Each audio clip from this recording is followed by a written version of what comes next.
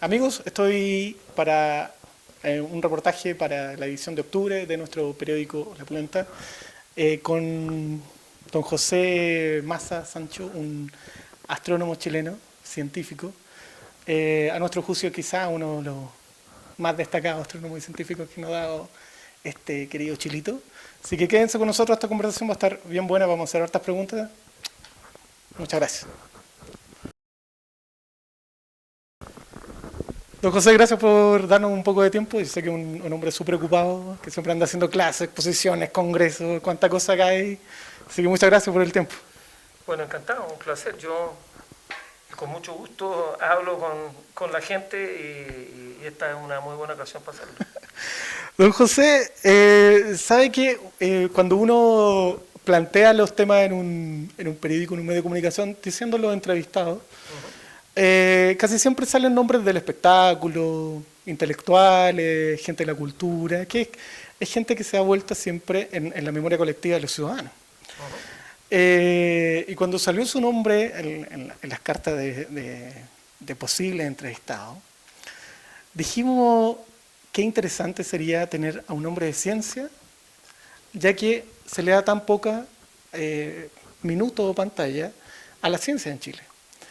Y quería partir, mi primera pregunta es, ¿por qué usted sintió ese amor por la astronomía en esos años que no había tanto avance tecnológico como hoy día, que tenemos estos super telescopios, estos avances, unas carreras de astronomía más desarrolladas en Chile? ¿Por qué usted, entre comillas, fue como un pionero en esos años? ¿Por qué? ¿Por qué? Bueno, mira, el tiempo pasa y la gente se olvida. Yo soy a lo mejor hijo intelectual, por ponerlo así en dos hitos bien concretos, soy hijo de Gagarin y del Apolo.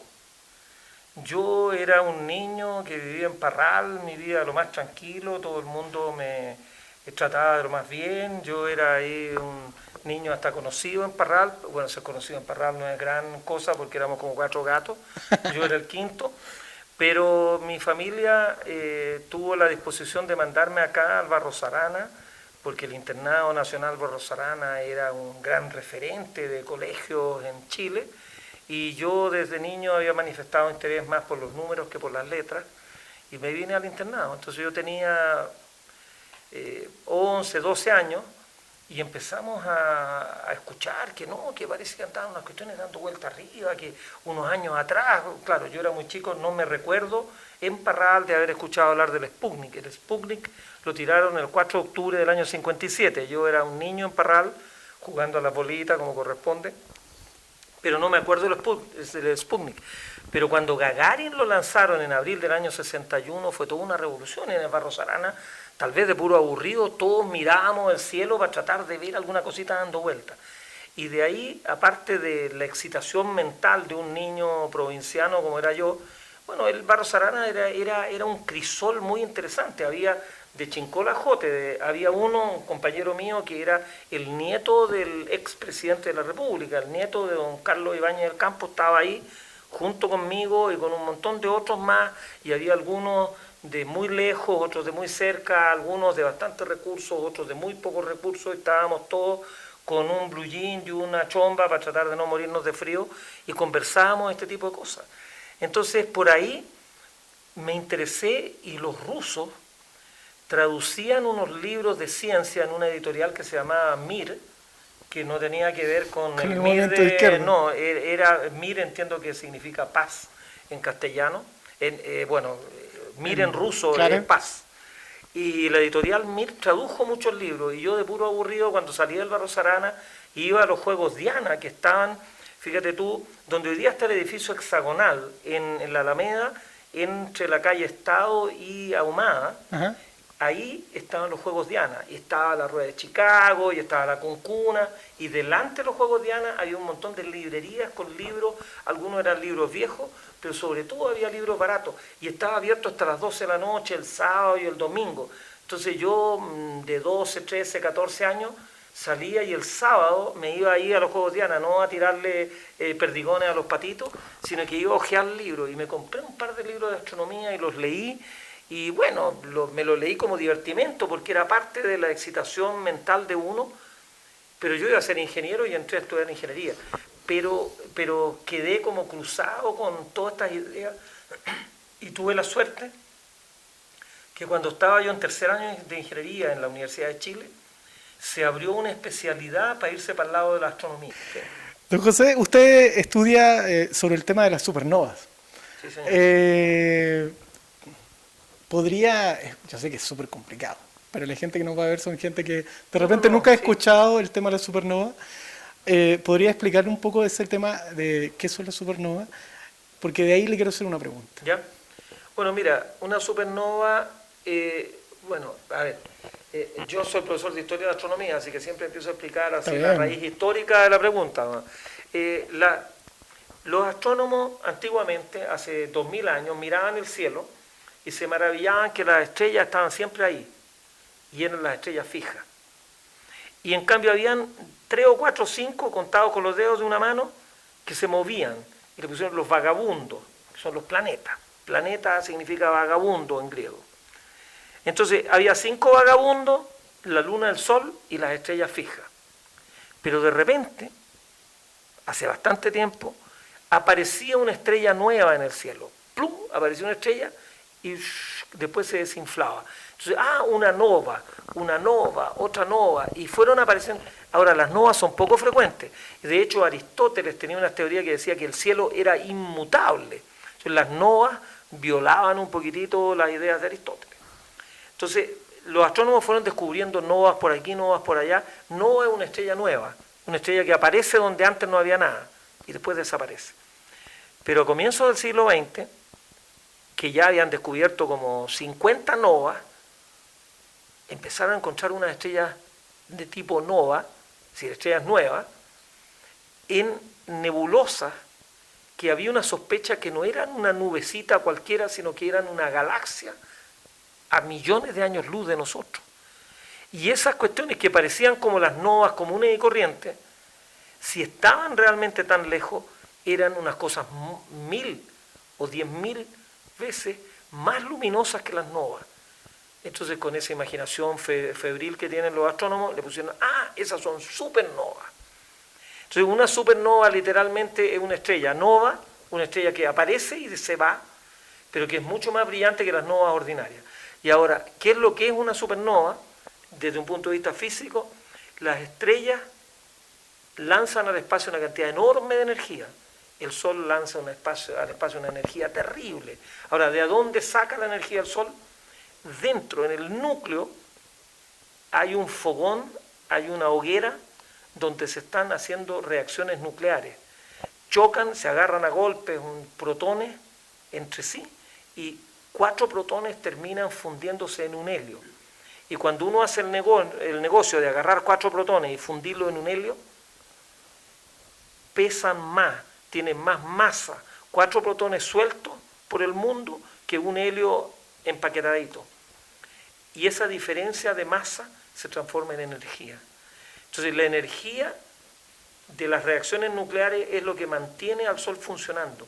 Si el Sol, mira, en el siglo XIX los astrónomos primero empezaron a pensar, no, el Sol debe ser de carbón de piedra. Es como, claro, en la época de la Revolución Industrial el carbón de piedra era considerado un combustible fantástico. Después dijeron, no, debe ser como de petróleo, y le pusieron un fósforo y se está quemando, una hoguera, una fogata, ¿no?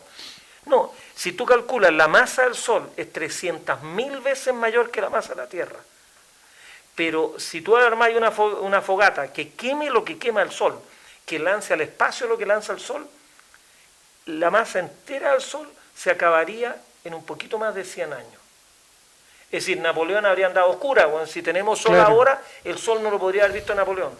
Y como en la época de las pirámides también había Sol, que el Sol sepamos positivamente que ha vivido 5.000 o 6.000 años, significa que no puede ser una fogata. El Sol tiene que ser otra cosa. Recién en los años 20, en 1926, 1928, hay un libro escrito en 1926 por un inglés que dijo, yo no sé qué mierda le hacen las estrellas, pero tienen que hacer reacciones en que transforman masa en energía. Es la única posibilidad. Bueno, las estrellas transforman masa en energía y ahora lo sabemos bien. Pero cuando se acaba Todo lo que podéis, cuando se te acaba la benzina, el auto te cae en pana. La pana del tonto es cuando el tonto se le olvidó echarle benzina. Bueno, la estrella no tiene dónde echarle benzina. No hay cómo meterle combustible dentro. Cuando la estrella llega al final de su vida, que quemó todo lo que puede quemar, cuando trata en el último apretujón de quemar lo que pueda, trata de quemar las cenizas de todo lo que había quemado antes, y resulta que le sale el tiro por la culata. Resulta que cuando apretuja el núcleo, que tiene átomos de fierro 56, que son, el átomo de hierro es un átomo bastante común y corriente, uno puede comprar en la esquina. El fierro 56 no es el fierro común y corriente, un fierro oxidado, eso es átomo de fierro 56. Ese átomo tiene la característica de ser el mejor paquete que produce la naturaleza. No hay manera de empaquetar partículas nucleares mejor que en el fierro 56. Y cuando uno aprieta el fierro 56, el fierro, en vez de estrujar, cuando estrujáis ese limón, en vez de que el limón te dé jugo, es decir, que dé energía, se chupa toda la energía del núcleo y hace que la estrella se vaya para adentro. La estrella implota, se pega un tremendo costalazo y ahí se produce una explosión que desarma la estrella y tira todo volando al espacio. Y en la volada al espacio, la estrella sale volando no a 1000 kilómetros por hora, ni a 10.000 kilómetros por hora, sale volando a más de 10.000 kilómetros por segundo. Kilómetros por segundo. Estamos hablando de como, eso creo que son 36 millones de kilómetros por hora. La velocidad con que sale para afuera. Entonces la estrella se empieza a inflar, inflar, inflar. Y como el brillo de una estrella depende del porte, mientras más grande, más brilla. Entonces la luz de la estrella aumenta muchísimo. Una supernova puede llegar a ser visible a ojo desnudo. De hecho, en 1987 hubo una supernova que se vio durante como un mes a ojo desnudo, y con un telescopio se puede observar. Esa todavía se sigue observando, la estrella 1987A. Después de 25 años se sigue observando. Entonces, una supernova es el cataplum final, es la muerte de una estrella. Y la gracia que tiene, estoy respondiendo con una respuesta demasiado larga, pero igual. La gracia que tiene estudiar supernova, ¿para qué estudian supernova? La supernova es la gran fuente contaminadora del universo. El universo cuando partió tenía solo hidrógeno y helio. Y en ese universo no hubiéramos estado nunca conversando los dos. Porque ni tú existirías, ni yo tampoco, ni existiría todo lo que nos rodea. Porque el helio es un antisocial de la química, no se mete con nadie. El hidrógeno, por más que converse y le proponga pololeo al helio, no va a hacer nada. El helio no sirve para nada, para inflar globitos y para tirarlo para arriba. Pero en el interior de una estrella, el helio se transforma en carbono. El carbono se come un canapé de helio y se transforma en oxígeno. El oxígeno se come otro canapé de helio y se transforma en neón, en magnesio, en silicio. Y se va jugando al luche de 4 en 4 hasta llegar al fierro 56. Ahí la estrella hace un cataplum, pero todo lo que había generado, que la estrella se transforma como una cebolla de distintas capas, en la explosión sale todo volando. Y se mezcla con las nubes, y después se forman otras estrellas, y después vuelven a morir y se forman otras estrellas. Y gracias a que por 9.000 millones de años estuvo pasando toda esta tonterita, que estrellas se formaban, ensuciaban, se volvían a formar otras, hace apenas 4.000 millones de años, cuando se formó el Sol, habían elementos químicos para ser tu cuerpo y el mío. Entonces, estudiar la supernova, yo siempre hago broma, es como estudiar nuestros tatarabuelos. Don José, es difícil no cuestionarse la existencia de uno con respecto a la proporción del universo, porque uno es tan gigante y uno es tan pequeño y tan frágil. Le quería preguntar esta es una pregunta ya más de otro tipo. Si ¿usted cree en Dios?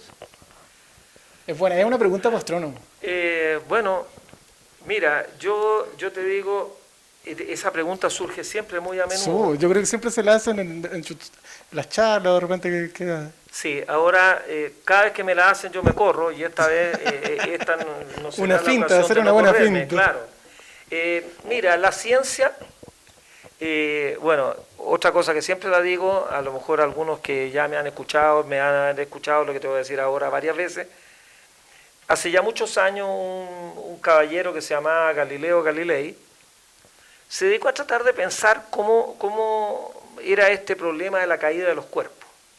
Entonces la pregunta que se hizo Galileo en 1590 por ahí antes de 1600, era ¿por qué caen los cuerpos? Aristóteles dice los cuerpos caen porque buscan su lugar natural, que es el centro de la Tierra. Otros decían no, porque no sé qué, y como buscan su lugar natural, los cuerpos más pesados caen más rápido, están como más desesperados por llegar a su lugar natural. Galileo empezó a hacer experimentos, a pensar, a mirar, qué sé yo, y llegó a la conclusión de que él no podía responder esa pregunta. Y dijo, yo no sé por qué caen los cuerpos, pero además no sé cómo responderlo. Pero yo lo que puedo averiguar es cómo caen los cuerpos. Dejó caer uno, dejó caer otro, lo dejó caer de más arriba, dejó caer dos simultáneamente, estudió cómo ocurre el fenómeno. De ahí para adelante, los que vinieron ya nunca más hicieron la pregunta del por qué, sino que hicieron la pregunta de cómo.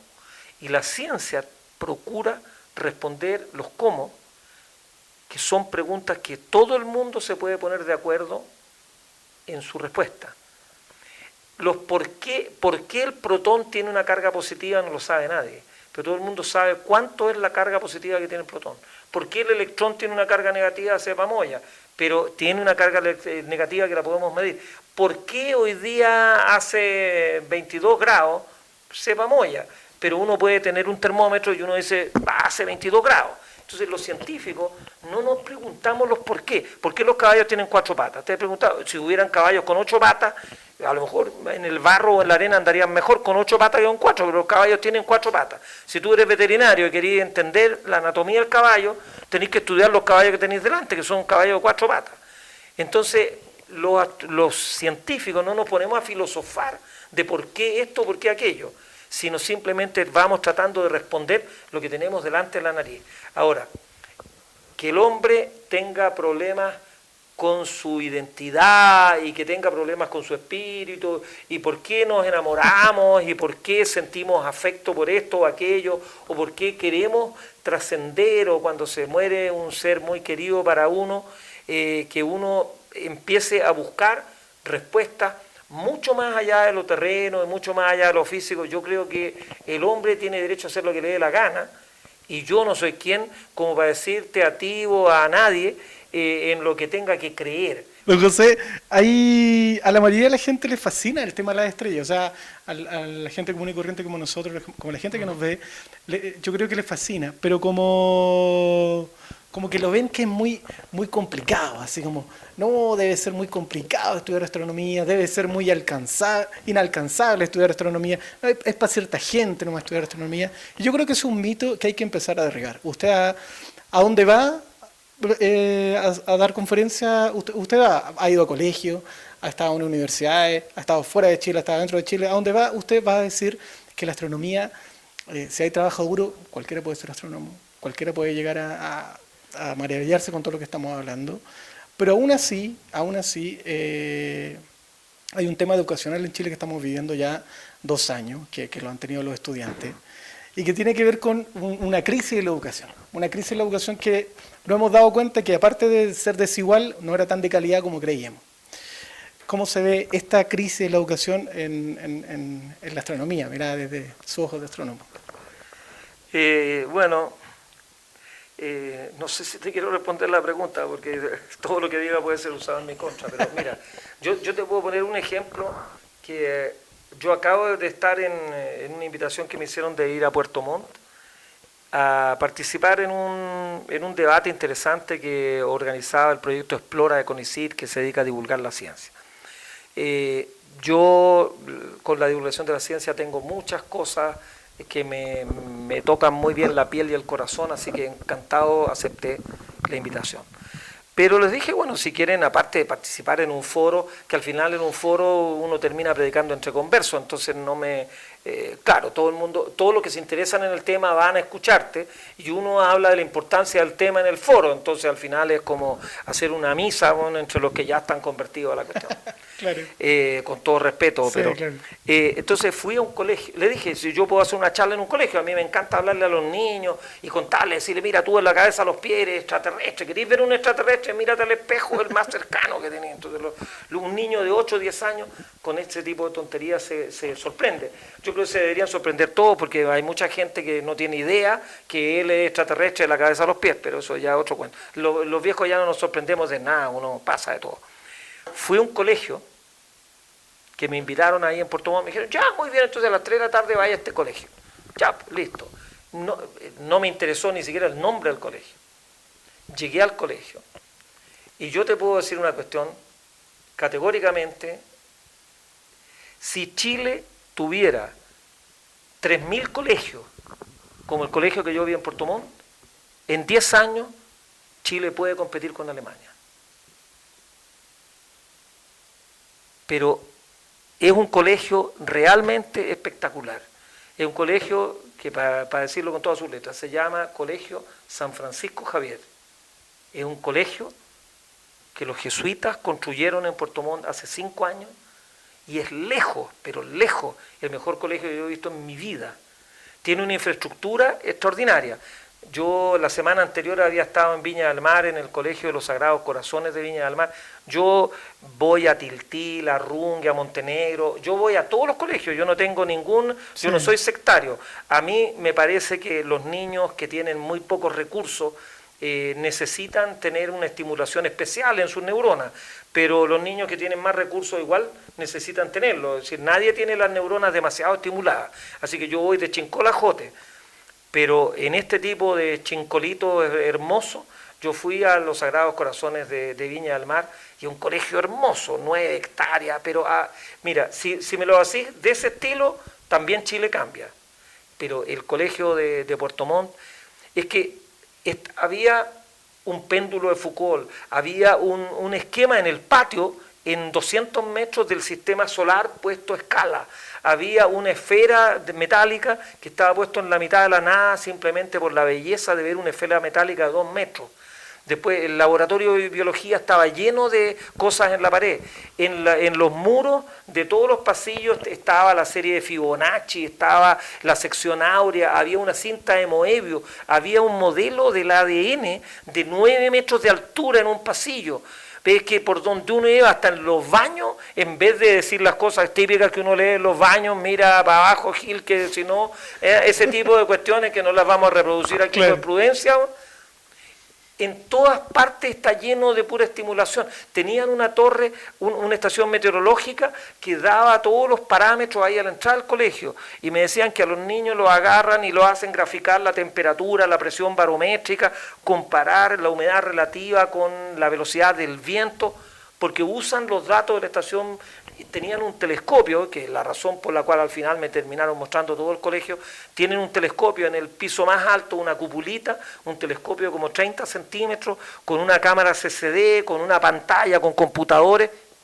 Un grupo de 30 niños está trabajando en astronomía. Con ese tipo de estimulación es que no podéis fallar. Yo he estado, por ejemplo, en un lugar que se llama Santa Matilde, aquí cerca de Huertos Familiares, que le faltan 2 salas. No tienen 8 salas para tener de primero a octavo. Entonces el séptimo y el octavo tienen que ir en horarios diferidos. Nosotros llegamos y les regalamos copias de los libros que hemos escrito. Mire, esto para la biblioteca. Me quedan mirando, ¿de qué estará hablando este viejo? No tienen biblioteca. ¿Cuál biblioteca, dijeron? Hay un colegio que hemos ido y yo le tengo mucho cariño en Rungue, en que en una pieza de este porte hay una mesa larga y esa es la sala de profesores, pero al otro lado hay un escritorio y que es el escritorio de la directora, y en el otro lado hay una mesa larga con computadores y es la sección del UTP, y en el otro lado hay unos casilleros para que los profes dejen la ropa. Solo falta un baño químico en la esquina para que esté todo, en una sola sala está todo, y bueno, y no hay ni biblioteca ni nada, porque claro. Y bueno, además, la infraestructura, las ventanas son unas ventanas de fierro que las hicieron, yo creo, en la época del gobierno de Eduardo Frei Montalva, más o menos de esa época, que si yo estornudo re fuerte y tengo miedo de estornudar por no botar una pared, bueno, en ese colegio. Y entonces no es que en Chile no se puedan hacer las cosas, es que no hay voluntad para gastar dinero en educación. Armemos lío. Yo estuve leyendo lo que se argumentaba cuando se pasó hace 100 años atrás la ley de instrucción primaria obligatoria. Sí, me acuerdo de la ley. Y los conservadores decían que en realidad Chile no estaba preparado para que los niños de 12 o 13 años perdieran el tiempo. Y finalmente los más avanzados tuvieron que transar que fueran solo 4 años de educación primaria obligatoria. Y había uno de estos próceres memorables que dijo, bueno, los recursos del Estado son muy escasos. Es que son las mismas palabras que uno escucha hoy día. ¿Y para qué lo vamos a desperdiciar en gente que no tiene ningún futuro? Eso lo dijo un patán hace 100 años y lo siguen repitiendo otros hoy día. Y en 3D, en HD lo repiten ahí. Claro, entonces uno dice, y además lo repiten en forma pomposa como que para que parezca. Mira, en la época en que se puso la ley de instrucción primaria obligatoria, el 60% de Chile eran analfabetos, pero era considerado total, el hijo del patrón, el hijo del patrón sí lo mandaban a Francia, pero el hijo del campesino tenía que llevar la carreta junto porque uno tenía campesinos para que tuvieran campesinitos, ¿no? Y los campesinitos chicos tenían que ayudar al campesino más grande. Y ahora también tenemos fábricas de obreros en todas las barriadas de Santiago, ahí se fabrican obreros, los obreros fabrican obreros. Y bueno, algunos caen en la drogadicción, pero bueno, eso de alguna manera algunos se encapuchan, claro. También nos vamos a desentender de eso, pero el resto, los que salgan más ordenados, sirven para que con un salario mínimo de 193 lucas, porque 200 lucas sería mucho, con eso nos trabajan en la fábrica de los papis nuestros. Yo voy a un colegio en Montenegro. Montenegro es un pueblito que tiene como 1000 habitantes, que queda en el kilómetro 65, no queda en el África, Montenegro, queda en el kilómetro 65 de la Panamericana Norte. Ahí, al lado, está el vertedero de basura de la ciudad de Santiago. 6 millones de giles echando basura al lado de Montenegro. Ratones y todo. Por el otro lado, porque no era suficiente con la pura basura, 30.000 cerdos. Un criadero de 30.000 cerdos. Y por el otro lado se puso aguas andinas a tratar lodos. Y por el cuarto lado, para realmente machacar a Montenegro, hay unos relaves de Codelco. Entonces, según donde sopla el viento, te van llegando aromas. Y yo he ido a la escuelita de Montenegro. El otro día estuve dándole una charla a los niños y los desafiaba. Decía, ya, vamos a mandar astronautas chilenos a conquistar la Luna o Marte, pero tenemos una duda. Yo quiero que ustedes me digan, ¿vamos a la Luna o vamos a Marte? Y los niños, después de que yo les mostraba imágenes de la Luna y Marte, y les decían, no, mira, la Luna está aquí al lado, Marte está más lejos, así que mejor vamos a la Luna, pero en la Luna hace harto calor en el día, en cambio Marte es más fresquito, vamos con una chomba y ya salvamos. Después me empezaban a hacer unas preguntas y los ojitos le brillaban, como le brillan los ojitos a cualquiera, a los niños del Colegio San Francisco Javier, o a los niños de los Sagrados Corazones de Viña. O sea, a los niños de 8, de 9 años, a todos le brillan los ojitos.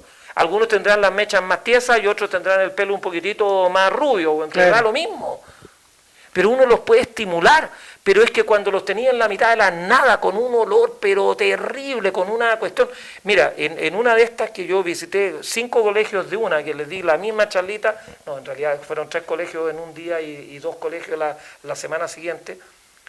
El frío, yo pensé que iba a terminar en el hospital, bueno, con neumonía doble, bueno, ya los viejitos tenemos que tener cuidado con la neumonía. Bueno. Hacía un frío que yo estaba azul y todos los cabros chicos le preguntábamos, oye, pero ¿y tú cómo estás? No, yo no tengo frío. Claro, uno lo miraba para adentro y tenía como 7.000 capas, bueno, le habían puesto hasta, yo creo que la última polera ya la tenía pegada a la piel, bueno, ya ni se la sacaba nunca, bueno. Yo al Gil fui con una qué sé yo, una corbata y una camisa blanca, y me morí de frío. Entonces, la verdad es que las escuelas públicas, yo quisiera invitar al ministro de Educación que vaya a ver lo que estamos haciendo en Montenegro, lo que estamos haciendo en Polpaico. Esa cuestión es una vergüenza nacional. ¿Cómo es posible que tengamos un Alto Las Condes maravilloso y un Costanera Center, claro, que es el edificio, y tengamos la escuelita en Santa Matilde o en Huertos Familiares? Es que realmente es el colmo, es una vergüenza. Pero a nadie le interesa educar a la gente. Y ahora menos todavía, y los alumnos llevan ya más de un año protestando, y el gobierno lleva más de un año sin escuchar nada, sin entender nada. No le interesa. No. Chile no puede ser un país si no tiene una educación pública transversal donde todos los hijos de esta tierra vayan a educarse. Bueno, yo le quiero dar las gracias a don José. Podríamos estar mucho Sí, yo rato. creo Me que quedaron ya, hartas preguntas. ya hemos estado varias No, horas no, o no. muchos minutos conversando, así que Le quiero bueno, agradecer. encantado, ¿eh? Muchas gracias. Un placer.